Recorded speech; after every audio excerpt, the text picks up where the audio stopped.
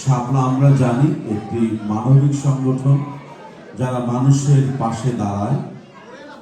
আমি শাপলা পরিবারের সাথে সংযুক্ত হয়েছি যার কারণে, যার আমন্ত্রণে আমার বন্ধুবর এবং এই সংগঠনের সাবেক সভাপতি জনাব আবুল জাফর ইকরামকে মঞ্চে আহ্বান করছি সংগঠন সম্পর্কিত কথা বলার জন্য।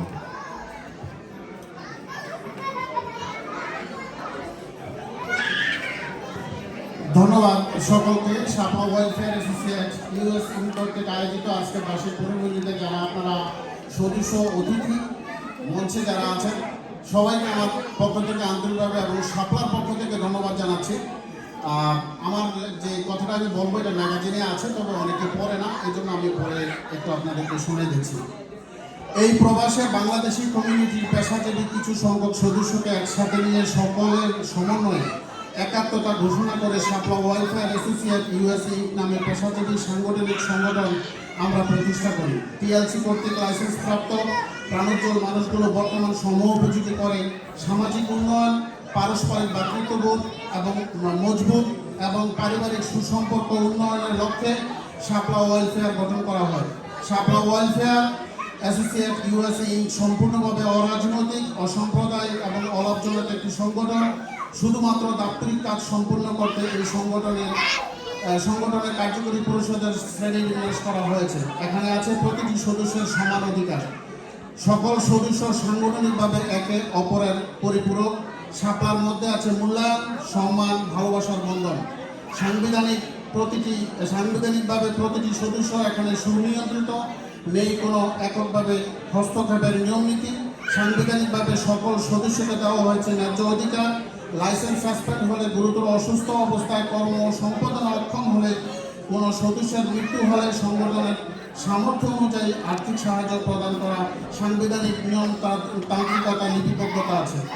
এছাড়াও কোনো সদস্যের আত্মীয় স্বজন মারা গেলে পরিবারটির প্রতি সমবেদনা সহযোগিতা প্রদান করা আমাদের নৈতিক দায়িত্ব।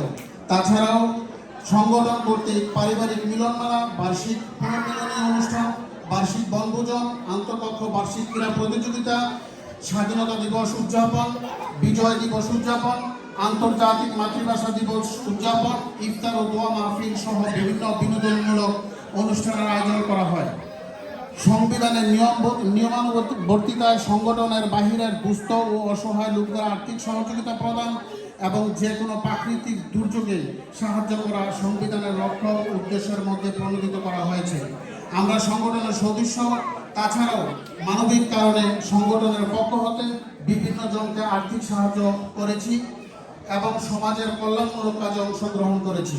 তাই তো আমাদের সংগঠনের মূল স্লোগান হচ্ছে, আমরা সব সময় মানুষের পাশে, আমরা সব সময় মানবতার পক্ষে।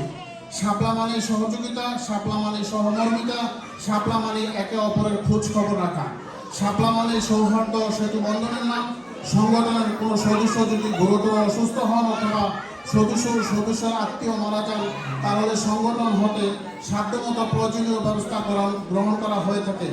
তারই ফলশ্রুতিতে শাপলার ঐতিহ্যের ধারাবাহিকতা এবং সাংগঠনিক অধিকার রক্ষায় সংগঠনের আজীবন সদস্য মোহাম্মদ আবিদুর রহমানের পরিবারকে এককালীন $৫,১৪৫ প্রদান করা হয়।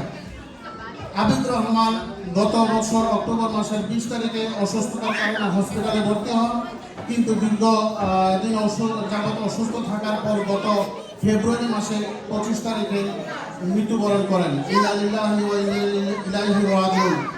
তাৎক্ষণিক খবর পাওয়ার সাথে সাথে সংগঠনের পক্ষ থেকে খোঁজ খবর নেওয়া এবং পারিবারিক সান্ত্বনা প্রদান সহ মৃতের আত্মার মাগফিরাত কামনা করা হয় এবং 26শে ফেব্রুয়ারি জামাইকা মুসলিম সেন্টারে মরহুমের জানাজা সম্পন্ন করা হয়।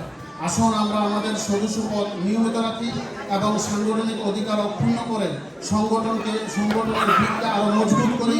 সুনামের ধারাবাহিকতায় অনুপ্রাণিত হয়ে প্রতিনিয়ত যোগ হচ্ছে সংগঠনের নতুন নতুন সদস্য। সকলের ঐকান্তিক প্রচেষ্টা এবং সাংবিধানিক আমূল পরিবর্তন দেখে আমাদের সদস্য সংখ্যা দিন দিন বেড়েই চলেছে। ভালোবাসা এবং সকল সদস্যদের মন খোলা আলাপ আলোচনার মাধ্যমে আমাদের প্রতিষ্ঠিত সংগঠনটির প্রভাব সুনামের সাথে বৃদ্ধি পাবে যুগ যুগ ধরে। প্রবাসে হাজারো সংগঠনের ভিড়ে শাপলার পতাকা উদীয়মান থাকবে চিরদিন। ধন্যবাদ সকলকে আমার কথা শোনার জন্য।